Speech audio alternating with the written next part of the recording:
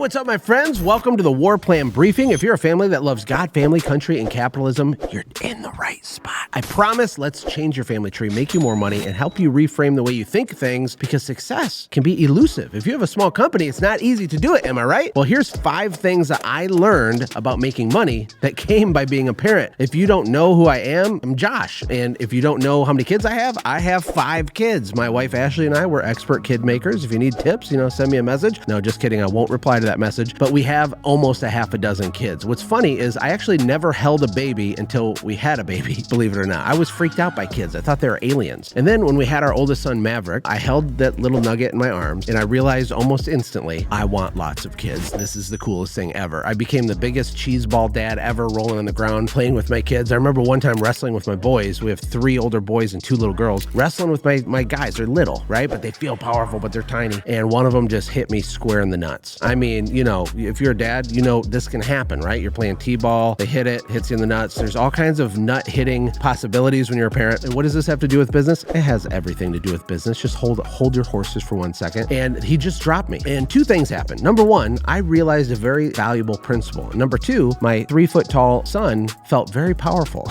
And the principle is that small things can be very powerful, right? Small things can be powerful. In your company, what happens is small business owners are always focused on the big obvious things, right? How do I get my phone to ring? How do I make more money? How do I close more deals? And that's fair enough, but there's so much wealth and so much money in the little things, the non-obvious little things that get neglected, they get overlooked. We don't do it on purpose, but they get overlooked, right? Am I right? What little things throughout your process or your customer life cycle could be improved? Because one little improvement doesn't do a lot, but when you start stacking little nuanced improvements on top of each other, money shoots out the other side of that equation. Can I get an amen? It's like this. When someone calls you, do you answer in 1 ring or 5 rings, or do you call them back the next day? There's a big difference between those 3 possibilities. Once you do answer, what do you sound like on the phone? Do you have really good mirroring and pacing and tonality? Do you have enthusiasm, emphasizing the right parts? Do you have an actual script so you don't forget to ask important questions? Have you ever asked yourself what questions, in which order should you ask the questions? Let me rephrase that. Have you ever asked yourself what order you should be even asking the questions to give a better, more up-leveled customer experience? These are small things, or seemingly small things, that make humongous differences over the scope of a whole year when you stack them throughout your whole business. How can you exceed expectations in little ways lots of times? How can you get more referrals and more reviews and more upsells and more cross-sells? It's by doing this. It's focusing on the little tiny things. The little things are easy to overlook, but the little things move the needle in a big, big way if you pay attention to them. The second life-changing money principle I learned by being a parent is that there's life and death in the power of the tongue. Your words have the ability to create and destroy. This is absolutely true as a father, as a parent. An offhanded comment can wound and cripple a kid for decades. There's many people I know that are in their 60s or 70s and still remember that one thing that their dad said, that hateful comment, or the verbal abuse that happened when they were little. Now, what does that have to do with your business? It has everything to do with your business, because life and death is in the power of the tongue. This goes from your employees, the way that you lead and engage your team, the way that you communicate and talk to your customers. It even goes to your marketing, the messaging. There's power in language. There's power in words. And how many extra minutes do you spend thinking about what the headline should be on that postcard that you mail out, or what the copy should be on the social media posts that you make? If you slow down just a little tiny bit and ask yourself, is this the best, most clean, clear, simple way to word this? Is this clever? Is this intuitive? Is this polarizing? Is it magnetic? What is it? We got to examine our words, not just as a parent, that should go without saying, but as a business owner. The way that we frame things, the way that we engage with our staff, the way that we discipline people when things are getting off track. It's not so much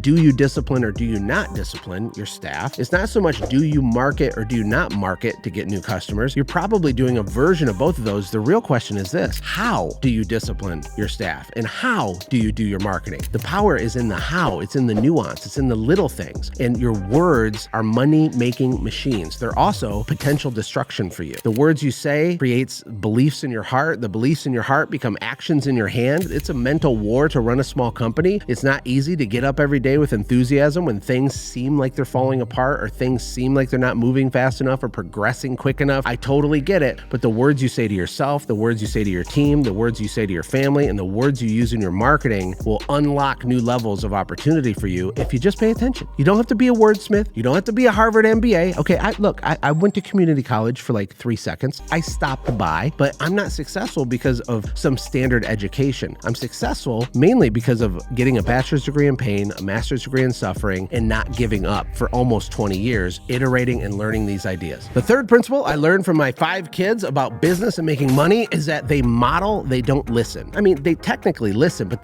their behavior is not based on what I say. Their behavior is based on what I do. You know, I remember growing up, my dad would say, Josh, don't smoke. And he'd be like smoking a cigarette. Now, to my dad's credit, he totally quit smoking for me as a kid, and it was legendary. But the principle's true. And there's been so many times I've told my kids, don't do that. Well, you should eat healthy while I'm eating like a ho-ho or something. I don't even like ho-hos. Don't know why I use that as an example. Don't judge me, okay? But the point is that people do what you do. They don't do what you say. And in your business, the same thing is true. We can talk a big game. We can look like we're really cool on social media. We can pretend like we're successful, but maybe we're not. Maybe everything's falling apart. Did you know that the SBA says out of 32 million small business owners in the United States, that 26 million of them are 2 weeks away from overdrafting their checking account? Did you know that? Did you know that? Look, it's the reality. This is not an easy game to play. And your staff and your customers, they do pay attention to what you say, but the real power is in watching you do what you do. Are you a man or woman of integrity? Do you follow through? Here's a little truth bomb about employees. Every employee that you hire is going to do exactly what you do, but a little bit less. Every person that you hire and bring into your team, you onboard and train and mentor them. If you have a small company, you got a couple people, they're going to do exactly what you do, but a little bit less. This is why companies get stuck, because if you get 2, 3, 4 layers deep in your org chart and you were not setting the bar high to begin with, just because you talked a big game, but you weren't living a big game, what happens is the quality is so bad by the time you're 2 or 3 or 4 layers deep that you can't compete anymore, that your quality goes down, your referrals and your reviews go down, the amount of money you make goes down, word gets out, people aren't stupid, right? And this is one of the unfortunate truths of having a small company is you need to set the bar so high, not with your words, but with your actions, so that when you're 4 layers deep in the org chart, you're still better than the owner-operator that you're competing with. That's how high the bar has to be set. The fourth thing I learned by being a parent that applies to business and money is that I am a walking radio transmitter. You know, I heard Alex Hormozy say one time that sales is a transference of enthusiasm. I always call it an enthusiasm transplant. Same thing, but you got to understand that human beings are receivers and transmitters of vibes, okay? I'm not talking about occult, weird, new age, hippie stuff. I'm just saying we have vibes, there's feelings, there's nonverbal signals being broadcast out of us. You know, when it comes to parenting, I could be having a horrible day, and I think I'm keeping it from my kids. But the minute I walk through the door, they know exactly what's going on in my head. They can see by my body language, the look on my face, the vibe that I'm putting off, and it resets the tone in the room. I could have one little thing, or the tone of my voice is different. You got to understand that the way you show up in team meetings, when you're recruiting, when you're selling, makes a gigantic difference. That's why a good sales tip is to sell like you have $1 million in the bank. Have you ever noticed that it's easier to sell stuff when you don't need to sell stuff? Have you ever noticed it's easier to close the deal when it doesn't really matter if you do or if you don't? That's because your radio transmitter is putting out a different signal when you feel like that. So the game is not to sell more stuff, it's to feel a certain way so that your transmitter is broadcasting the right signals. Are you picking up what I'm throwing down? This is true at home, it's true in leadership, it's true in sales, it's true with everything, even to yourself. Managing the way you feel is the game. It's not about being successful, it's about feeling like doing the things that automatically yield success to you. And last but not least, the last money principle I learned from my kids is that my job is not to be a good dad. My job is to become an effective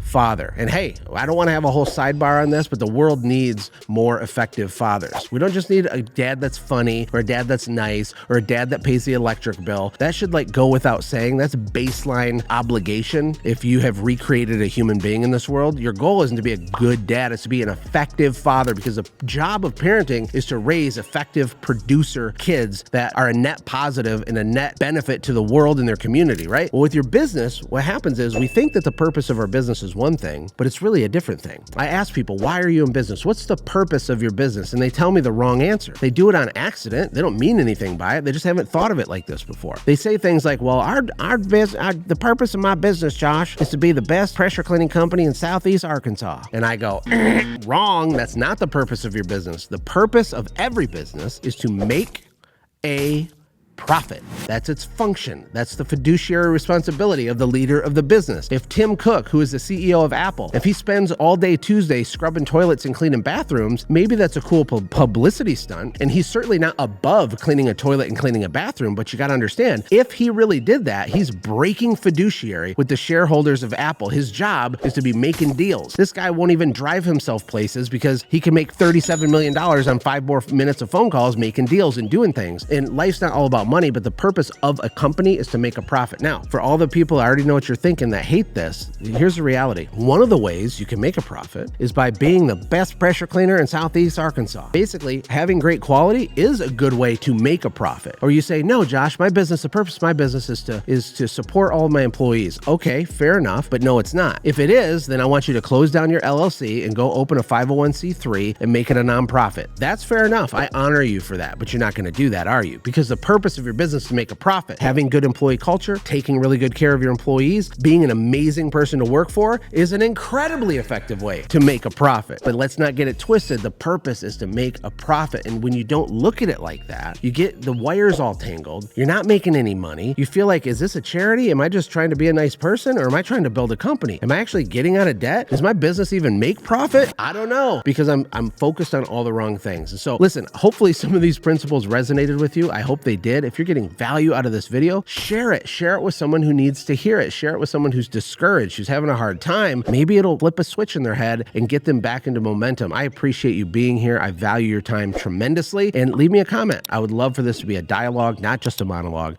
Let me know where you're from, what you're doing, what you're up to. Don't forget to subscribe, and I'll see you in the next video.